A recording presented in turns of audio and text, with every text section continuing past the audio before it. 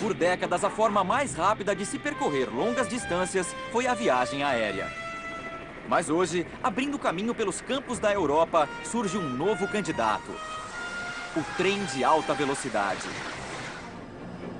Capaz de alcançar velocidades de até 330 km por hora, eles são como jatos sobre rodas e já estão competindo com a indústria da aviação, reduzindo tempos de viagem e deixando as cidades da Europa cada vez mais próximas. Mas construir um sistema ferroviário que funciona a 1/4 da velocidade do som é um grande desafio. Então, como é possível? São 5 da manhã no pátio de trens Rammelsburg, em Berlim, na Alemanha, e o maquinista Dieter Kohl-Natzka está embarcando para começar seu turno. Dieter pegará seus passageiros na estação Zutbrunnen, em Berlim, onde iniciará uma viagem de 160 quilômetros até Leipzig. Se estivesse pilotando um trem convencional, a jornada levaria mais de 2 horas. Mas este é um dos novos trens ICET de alta velocidade, que reduziram o tempo desta viagem em 50 minutos para 1 hora e 26.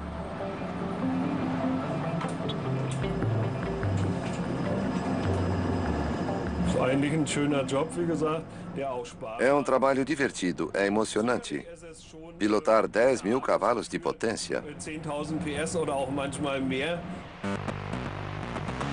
Hoje, a rede alemã de alta velocidade tem mais de 200 trens, deslocando-se sobre mais de 6.000 quilômetros de trilhos, dos quais 1.000 foram construídos nos últimos 10 anos.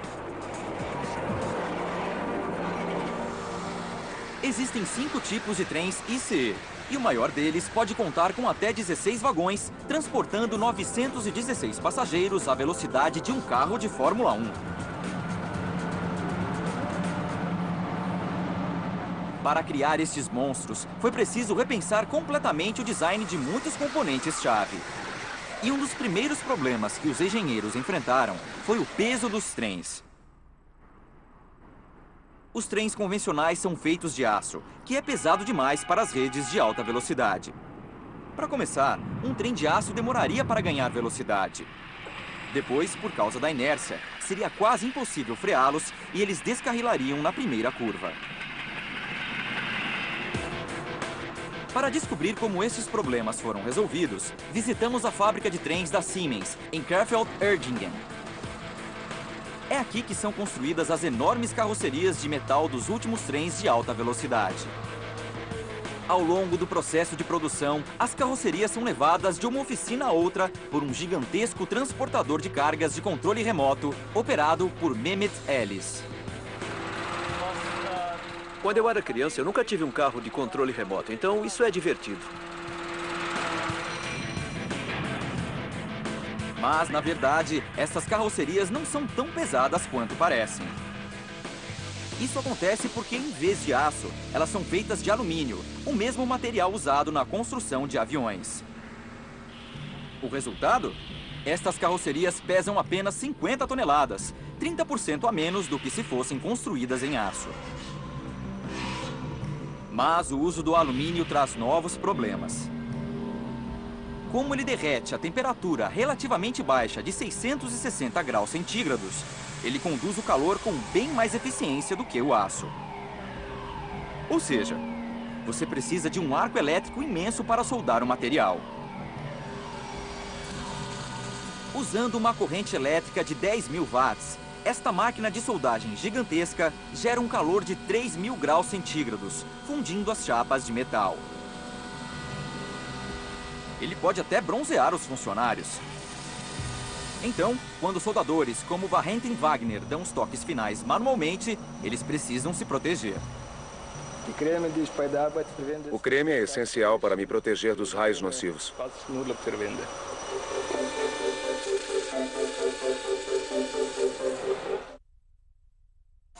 Será que podemos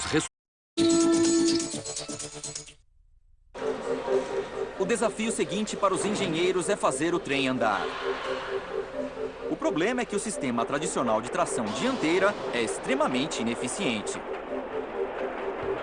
Com Como as únicas rodas motorizadas que tocam os trilhos são as da frente, ele demora para acelerar e tem dificuldade para subir ladeiras.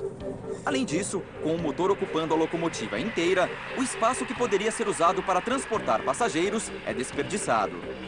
Então, os engenheiros bolaram uma solução inteligente.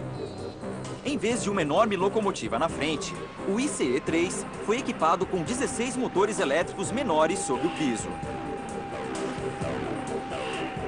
Assim, alimentados por cabos aéreos de alta voltagem, um em cada 2 vagões conta com 4 eixos motorizados. Como resultado, o ICE-3 pode subir uma inclinação de 25 graus sem perder velocidade e até cruzar fronteiras e ter voltagem da linha alterada sem parar.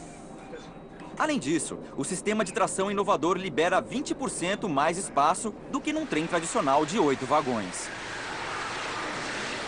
Mas depois de projetar um trem capaz de atingir 330 km por hora, você precisa de trilhos especiais para ele.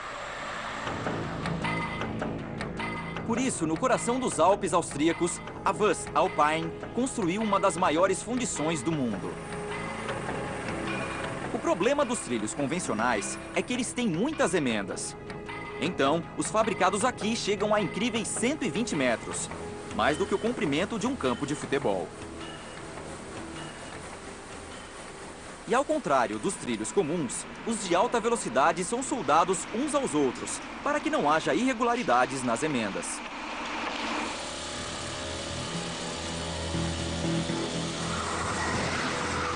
Mas o trem só consegue atingir sua velocidade máxima de 330 km por hora quando viaja em linha perfeitamente reta.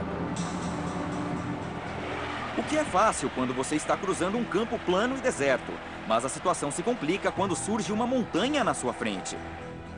Aí, só há 2 opções: dar a volta ou atravessá-la. Aqui, na floresta da Turíngia, um enorme projeto começou a fazer exatamente isso. Esta nova linha vai ligar Berlim a Munique e passará por mais de 80 quilômetros de novos túneis.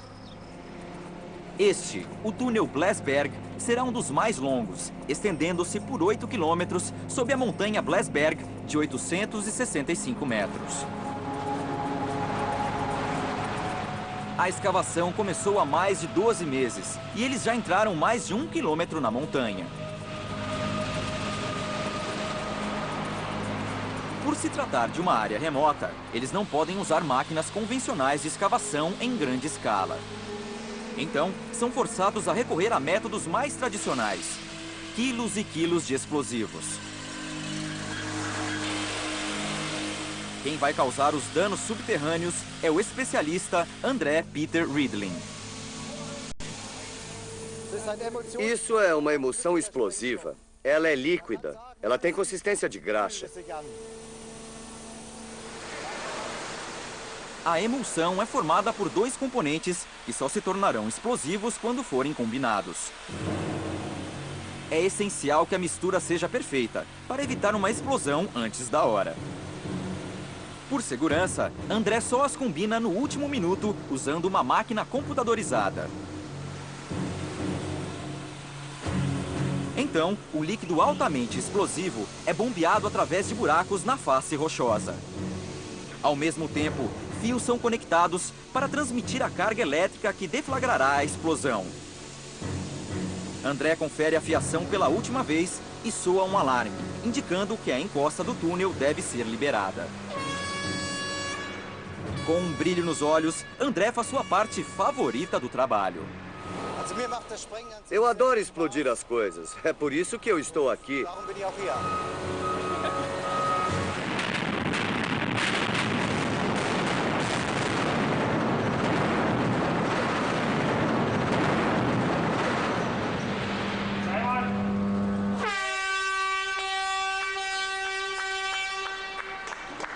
Não é muito sofisticado, mas sem dúvida é eficiente. Quando a poeira baixa, os escavadores entram em ação e começam a remover as toneladas de entulho. Usando este método, a equipe avança 8 metros por dia e espera atravessar a montanha em 10 meses. Mas, mesmo com a abertura de túneis, é impossível fazer com que os trilhos sigam em linha perfeitamente reta o tempo todo. Algumas montanhas são grandes demais para serem escavadas, e muitos trens de alta velocidade também precisam operar em trechos antigos de trilhos curvos. Então, para fazer as curvas com segurança, o ICET foi equipado com um sistema revolucionário. Quando o trem se aproxima de uma curva, braços mecânicos levantam um dos lados, inclinando o trem inteiro e deslocando o peso para a parte de dentro da pista. Isso permite que o ICET ande mais rápido do que um trem normal, mesmo em trechos sinuosos.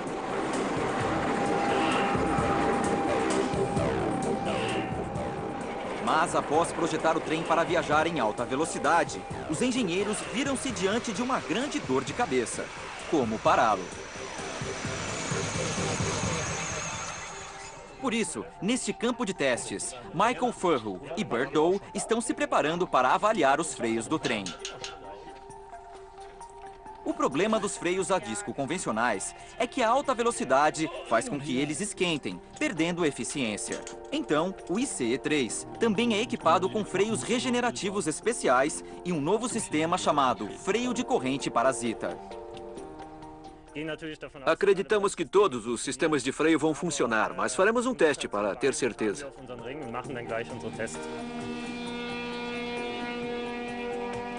Ao contrário do que ocorre nos sistemas convencionais, esses freios não encostam em nada. Em vez disso, quando o freio é ativado, eletroímãs 1 centímetro acima da pista induzem correntes parasitas no trilho. Elas geram uma força magnética que atua na direção oposta do trem, fazendo com que ele reduza a velocidade sem nenhum barulho ou atrito.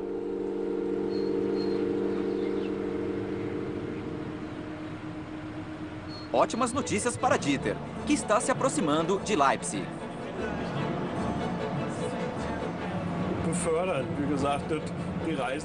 Eu ainda acho gostoso deixar os passageiros no destino final, mesmo depois de 30 anos nesta profissão.